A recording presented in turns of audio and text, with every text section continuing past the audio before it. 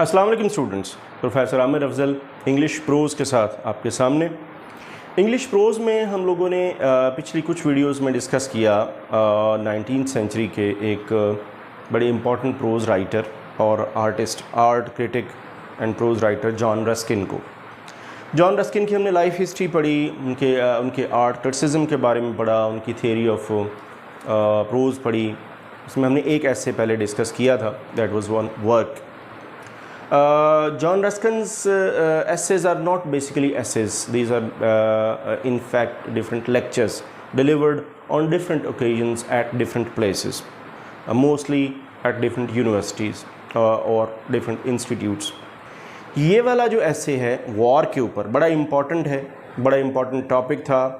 Topic आज भी important है, हर दौर में इम्पॉर्टेंट रहा है।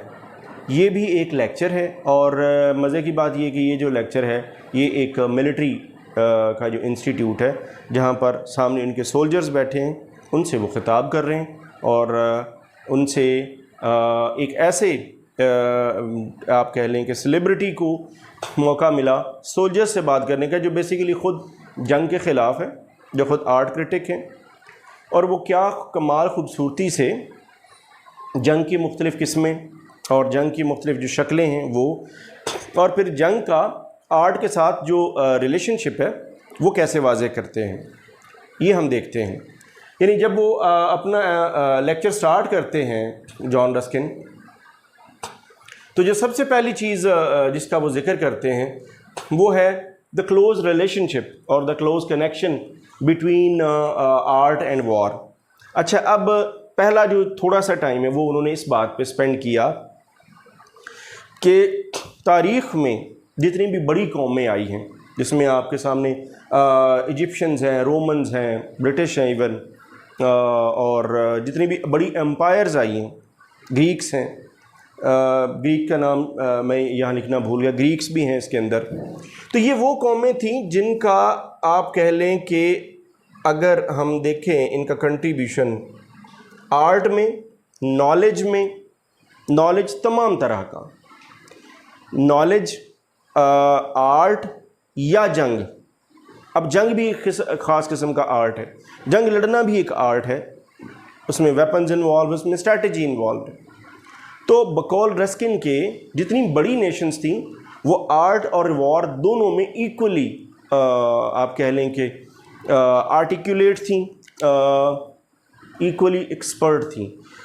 तो पहली चीज़ तो ये वो कहते हैं कि जंग और आर्ट में कोई फ़र्क नहीं है, जंग भी एक ख़ास तरह का आर्ट है। तो जितनी बड़ी कौमें, जितनी बड़ी एम्पायर्स, जितने बड़े इंडिविजुअल्स, इवन जो लोग भी आर्ट के साथ एसोसिएटेड रहे वो जंग के बारे में भी ज़रूर जानते थे। तो ये दोनों चीज़ें लाजिम व मलजूम हैं, ये अटैच्ड हैं विद ईच अदर। सो पहली चीज़ तो ये कि जो उनकी अपनी स्टैंडिंग थी उस सेमिनार के अंदर, उस लेक्चर के अंदर, वो उन्होंने जस्टिफाई की, पहली चीज़। फिर उन्होंने कहा जी जंग जो है वो तीन तरह से उसकी तीन शक्लें हैं। जंग तीन तरीक़ों से लड़ी जा सकती है, जंग की तीन फॉर्म्स हो सकती हैं, तीन सूरतों में जंग हो सकती है। लास्टली पहली सूरत क्या है? वॉर फॉर एक्सरसाइज और प्ले। ये हम पहले भी इनके एक ऐसे में हम पढ़ चुके हैं कि जंग जो है जब हमने प्ले या गेम में पढ़ा था, चार्ल्स लैम्ब में भी हमने पढ़ा, रस्किन में भी पढ़ा, कि जब इंसान के पास एज इंडिविजुअल या किसी कौम के पास एज अ नेशन पावर ज़्यादा आ जाती है तो फिर वो उनके अंदर ये एक अर्ज पैदा होती है कि वो अपनी उस पावर का शो ऑफ करें।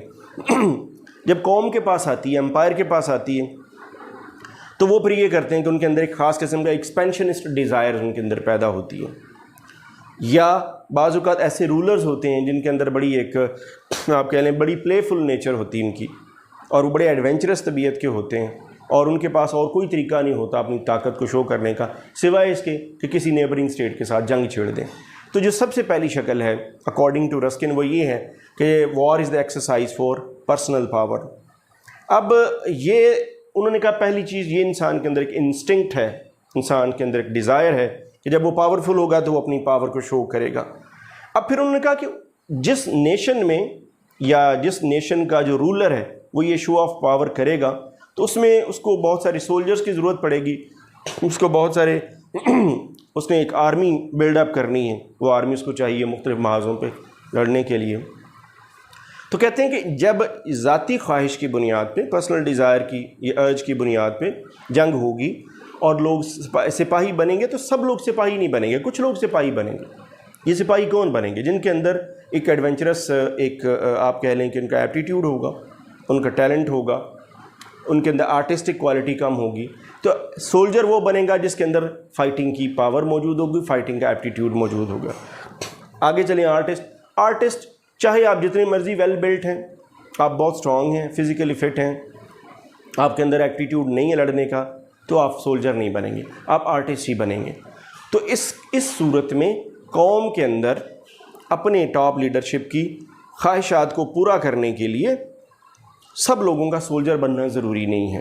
اچھا، یہ 2-3 چیزیں ڈٹرمن کرتی جو اس طرح کی وار ہوتی ہے.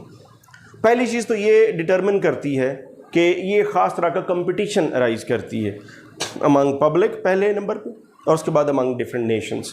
مثلا لوگوں میں ایک کمپٹیشن پیدا ہوتا ہے، کون سپاہی بنتا ہے، ایک سینس آف پرائڈ بھی ہوتا ہے.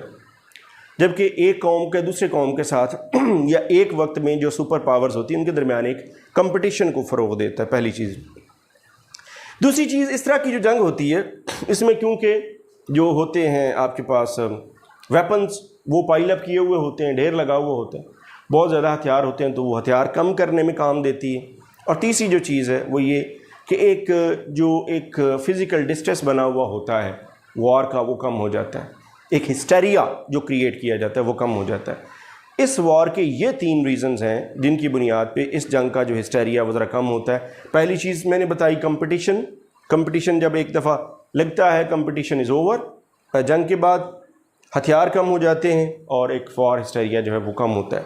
تو اکارڈنگ ٹو جان رسکن سب سے پہلی جو شکل ہے جنگ کی وہ یہ کہ وار فار ایکسرسائز اور پلے، کسی ایک رولر یا گورنر یا کنگ یا ایمپرر ان کی خواہش پہ جنگ لڑی جائے. دوسری جو ہے یہ بڑی نیچرل ہے، اسی سے آپ ملتی جلتی کہہ لیں وار فار ڈومینینز یا وار آف ڈومینین. اب ڈومینین میں کیا ہے؟ اس کا پہلا تو اگر تو اس کا آپ کا جو پرپز ہے وہ نیک ہے، آپ اپنی جو آپ کی حدیں ہیں، آپ کی جو سرحدیں اس کو آپ ایکسپینڈ کرنا چاہ رہے ہیں کیونکہ آپ بہت اچھے رولر ہیں. You are a very good ruler, you run a welfare state, آپ کے پاس بڑے اچھے آئیڈیاز ہیں، لوگوں کی ویلفیئر کے لیے کام کر رہے ہیں، اور آپ یہ چاہتے ہیں کہ آپ کا جو رول ہے وہ ایکسٹینڈ کرے دوسرے علاقوں تک. تو یہ مقصد تو نیک ہے، لیکن یہ مقصد نیک رہتا نہیں ہے، یہ بھول جاتا ہے. اس میں کیا ہوتا ہے کہ ایک ایکسپینشنسٹ ڈیزائر ہوتی ہے، اس میں ایک سوچی سمجھی بات ہوتی ہے کہ اس میں ہم نے اپنی سرحدوں کو دور بڑھا کے تو ایک خاص پوائنٹ تک لے کے جانا ہے، ہم نے اتنے ملکوں کو اپنی سلطنت میں شامل کرنا ہے. اس میں جو رولر ہوتا ہے اس کے دل میں زیادہ محبت اپنی رعایا کی بجائے علاقہ فتح کرنے پہ ہوتی ہے، اس کی زیادہ توجہ، اور ایکسپینشنسٹ ڈیزائرز ہوتی ہیں. لیکن جان رسکن یہاں ایک نصیحت دیتے ہیں، ایڈوائز یہ کرتے ہیں کہ یاد رکھیں اگر آپ کو یہ لگتا ہے کہ آپ ایز این ایمپرر جنگ لڑ کے مختلف علاقوں کو اپنی سلطنت میں شامل کر لیں گے تو اس طرح پاورفل ہو جائیں گے، اسٹرانگ ہو جائیں گے، تو یہ آپ کی بھول ہے. ایسا نہیں ہو سکتا. پاور کا تعلق علاقوں یا نمبر یا ایکیومولیٹڈ ویلتھ یا ایکیومولیٹڈ پاور سے نہیں ہے. پاور کا مطلب یونٹی سے ہے، یونیفیکیشن سے ہے. جتنی یونٹی ہوگی، جتنی ویل نیٹ سسٹم ہوگا، اتنا زیادہ آپ پاورفل ہوں گے. تو یہ ڈومینین کے لیے جنگ لڑنے والوں کے لیے ایک ایڈوائس ہے فرام رسکن.